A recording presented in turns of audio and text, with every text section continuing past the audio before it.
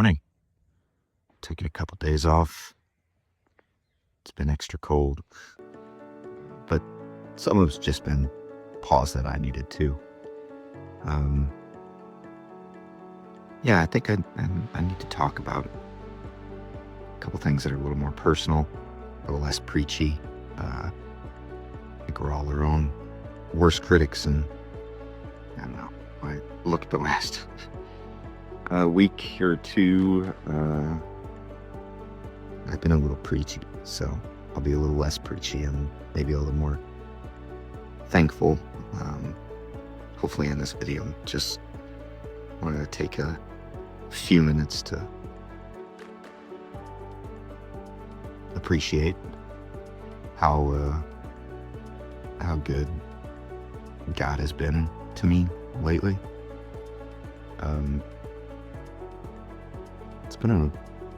It's been a wild few months in my life.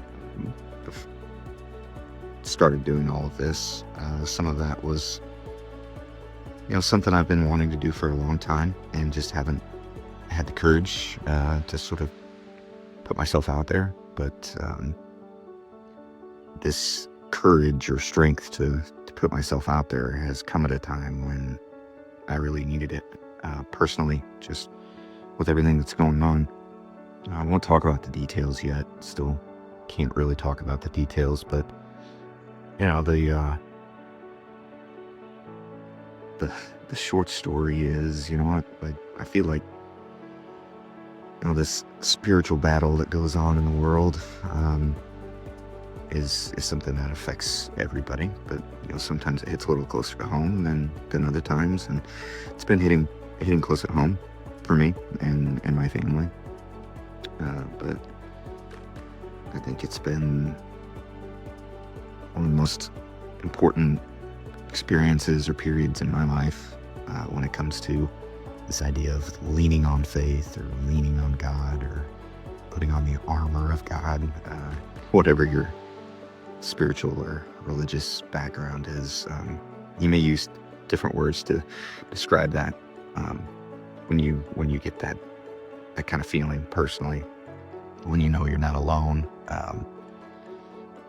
in your human relationships, you're not alone, and that's reassuring. But in your spiritual walk or your faith, when you're reminded that you're not alone, it's a really important thing to recognize. So I just want to take a minute and recognize that the last few months of my life have gone a certain way, and the way they've gone, it's been a difficult time, but definitely not been alone during this time.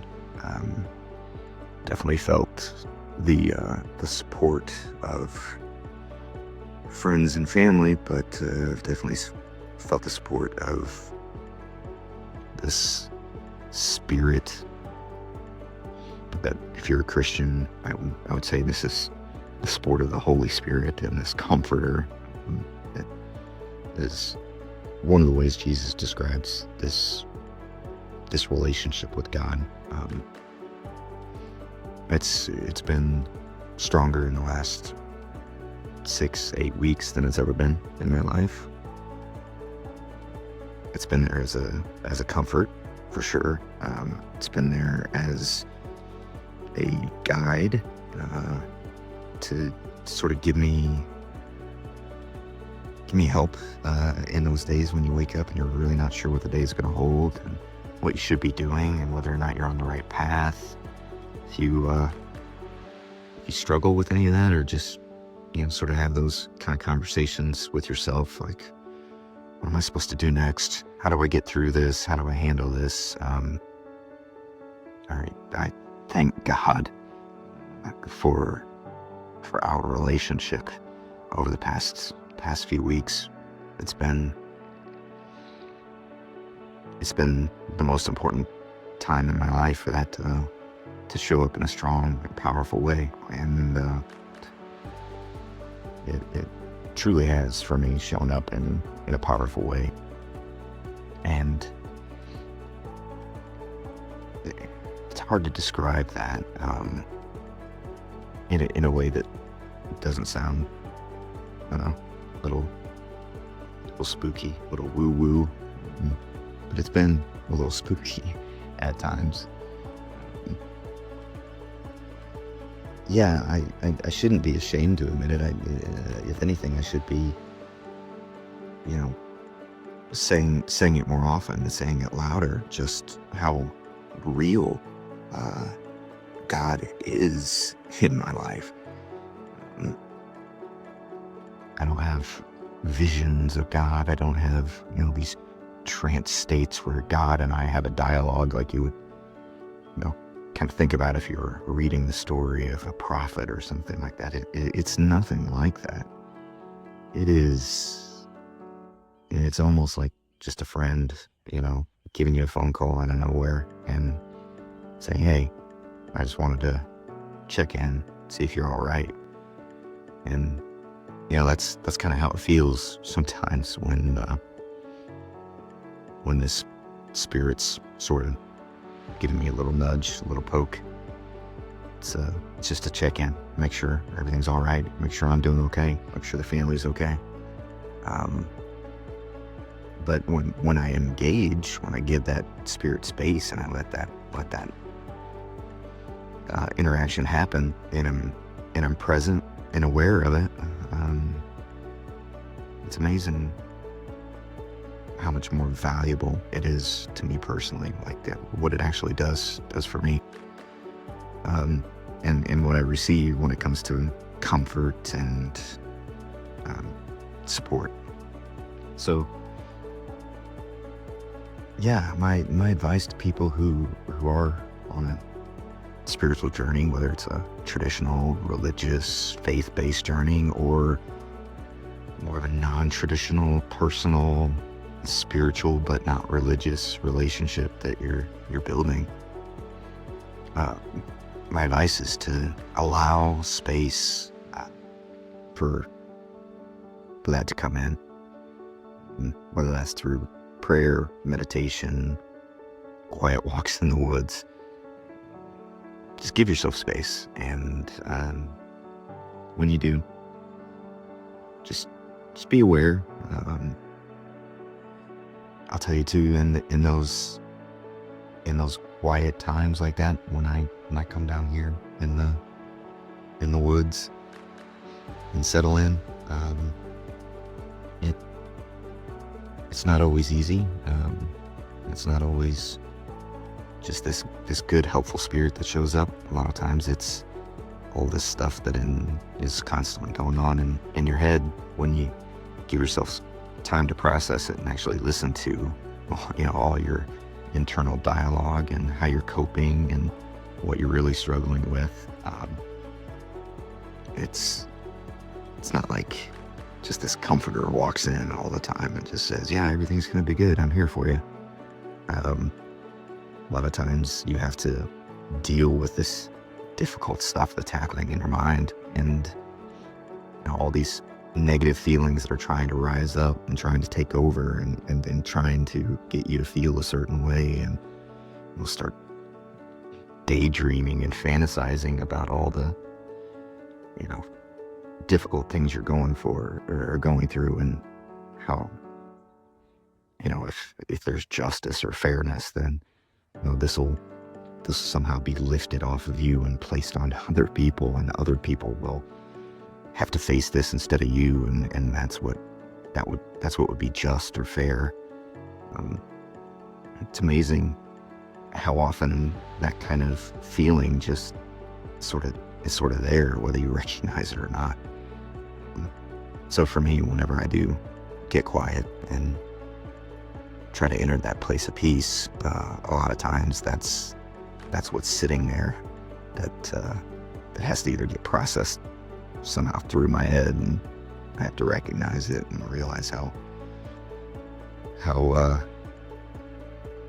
un-Christ-like that is to sort of wish my pain onto others and hope that that's how I will find relief. That sort of thinking, when you sit with it, this this good spirit does show up. It's like, man, we don't have to go. We don't have to go that way. That's not how we're gonna get through this. We're gonna focus on these other things like love and compassion and empathy and grace and joy and peace.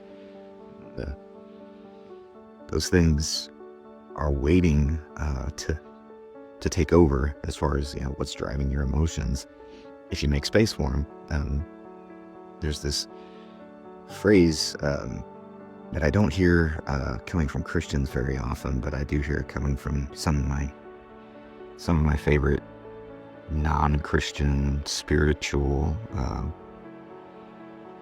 positive believers in Jesus teachings that may not even realize they somehow taken these lessons that Jesus tried to teach, and they're just naturally applying them in their lives. They use this phrase a lot of time called holding space. And my understanding of that phrase has really changed a lot. But to me, what that means is that as we are just getting better personally, just getting better as far as handling emotions and getting into these places of I don't know, closer connections with Creator, with the good. These places where it does feel like you are in the light. That God's got your back. This idea of holding space is important, because if you've done the work to get to a place like that, you really should take time and try to bring others there, and try to make space and hold space for those people who haven't reached that place yet. And if I've done anything like that through these videos, if that's what's happening, I don't know, that may sound odd to people out there if you've never been around people who are holding space, who are using that phrase. That's what we're doing out here a lot of times. We're not trying to evangelize and convert people from one way of thinking to another way of thinking. We're trying to make it easier for people who are in the struggle and in the darkness to see these little pockets of light and make it there too. So we create space along with our Creator, who's here with us when we're finding our own way out of the darkness. And we're not doing anything magical or anything on our own. This is really, in the Christian sense, basking in the glory of God and what God is doing for us on a daily basis in our lives. And whenever you feel that, you do want other people to feel it too. You hope that other people can find that sense of peace and that sense of grace, and join you in that place. It's way more beautiful and more fulfilling when that space starts to fill up with other people who have made their way out of the dark, and they're getting to enjoy that in the same way you are. So if you ever hear that phrase, holding space, or if I ever say it, or if you ever get a feeling from anything I say on one of these videos that oh, I'm glad that person said that actually really helped me. A lot of times that's all we're doing out here, is just trying to hold space and help people along the way. Doesn't make us special in any way whenever we do that. It makes us conscientious of the blessings that we receive in a space, in a mindset like I've been able to enjoy through this really crazy 2-3 months of my life. So I'll do my best to continue to do that. Just to be clear, it's been more real, this relationship that I have with God, Creator, the Spirit, all of it, the existence, the majesty of it all. It's been more real than it ever has been before. So still learning how to do this part of it, this communicating part of it, but it's been a great gift that I've received over the past 6-7 weeks since I started doing this. It's a gift that I was never asking for, and if I was asking for it, I must not have been asking for it in the right way, because my conversations with God, my connection to God, my feeling this influence from God, and these pokes and nudges from God. This is what you need to do next. This is what you need to do next. Here's the path. Follow it. I'm here. I'll help you through it. I'm your guide. I'm your partner. I'm your comforter. I'm sure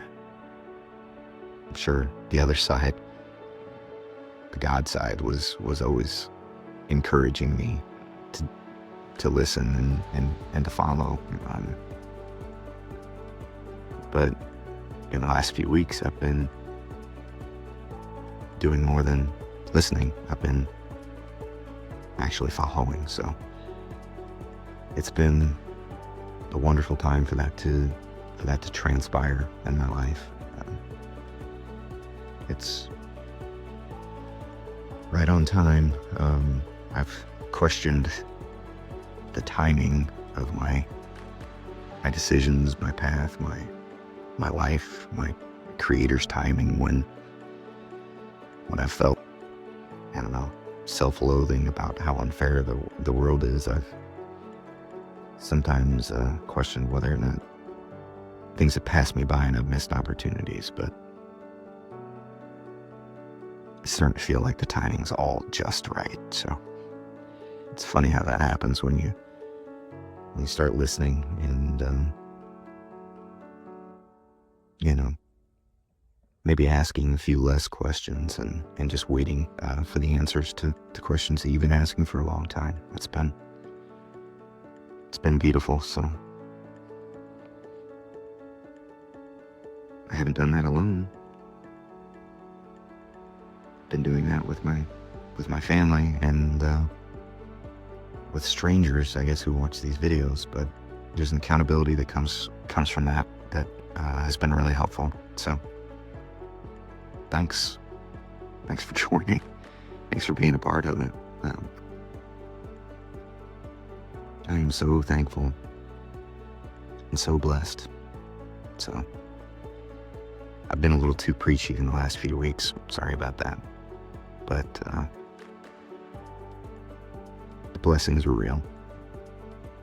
The connection is real. God is real. I think we just get a little confused about names, vocabulary, history, and tradition sometimes, but let's be honest, there's something going on out here.